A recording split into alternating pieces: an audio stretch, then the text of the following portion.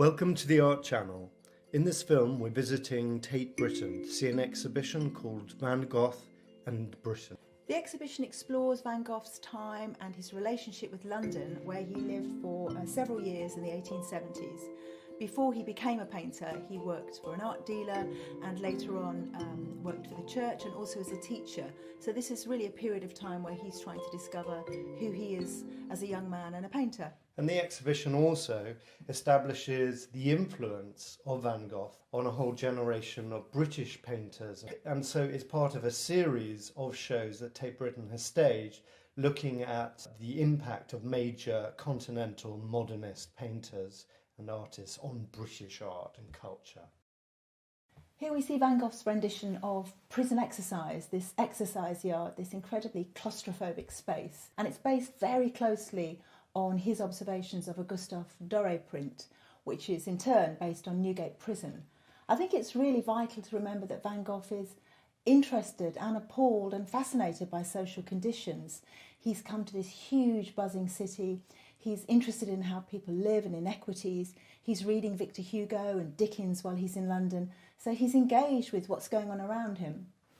While he lives here, he spends many hours walking through the city, observing the extraordinary pace of change of the modern world. London is really the leading city of the world. And he's someone who is very engaged in kind of contemporary British culture, consuming it through prints and through novels. So he's constantly kind of teaching himself and at the same time formulating his views on sort of contemporary social conditions. And you can see that encapsulated in this one prison, which would have been a very harsh place to be incarcerated. Sunflowers by Van Gogh, something we're very familiar with, but coming back to these paintings, you see how it was a very important motif for him. These huge, ungainly flowers stuck into this pot. He's looking at the cycle of life and death. You see the flowers through all their stages. And interestingly, he balances the flowers, the heaviness on one side, and these were made to decorate his house for his friend Gauguin's visit. Yeah, these sunflowers have this kind of elemental truth to them. They are so lively, so entrancing that they mesmerize you, really. They celebrate nature in all of its joy and tragedy. It's a painting that really asks you to consider why Van Gogh remains an artist who is revered, who somehow manages to touch us.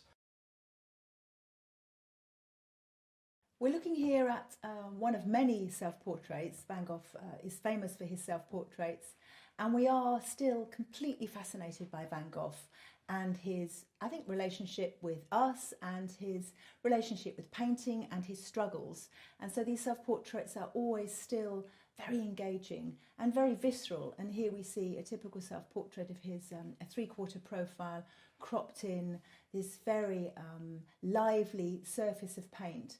And somebody who is exploring the way he is, the way he looks throughout his life.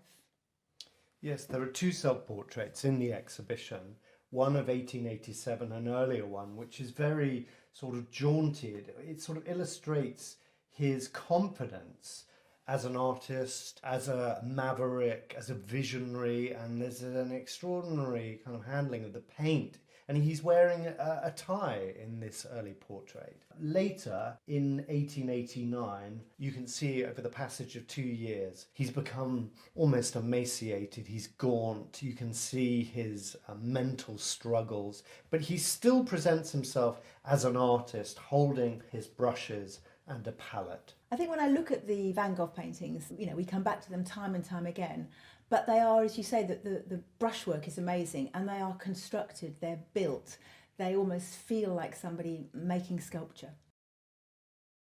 I think the question always remains why we're still looking at Van Gogh. What are we in love with? Why are crowds arriving at Tate Britain to see an exhibition like this? We've all seen lots of Van Goghs before, but we keep coming back. And I think we are partly in love with the painting and partly in love with the romance. I think, as you say, there's no denying that Van Gogh has become the archetypal suffering artist, and we think we can kind of squeeze into his mind by looking at these paintings. Yes, I mean the mystique and myth of Van Gogh and his life is still very powerful and appealing. That notion of the outsider, the wanderer, the seeker of truth. And Van Gogh himself talks about why he is an artist, because he is a seeker, but in that process he doesn't always find the truth. So it's that journey, that search, that lies at the heart of this myth, but also, of course, in Van Gogh's own professed set of motivations. But fundamentally, I think you have to come back to the paintings, set aside the biography, and enjoy them for their extraordinary vitality. Van Gogh was an intensely religious human being. He had a close relationship with his God. And I think, although we may not, they are paintings about being alive. They are paintings about the struggle to be a human being and our relationship with each other and with the world. And that sounds terribly romantic, but I think Van Gogh, as you say, kind of hypes up the truth so much. They are very real still. We tend to assume that Van Gogh spends all of his time in the south of France, a kind of lost and wandering soul. Actually, he's a very sophisticated human. He's incredibly well read. He's well travelled. He's seen lots of paintings. He's spent his formative years here in London. So it redresses the balance to some extent. I think the most important thing is the way in which we can understand Van Gogh as a cosmopolitan artist, as someone who really immersed himself in British life of the 1870s and learnt from it through observation, through participation. And so, in that sense, the exhibition is really revealing.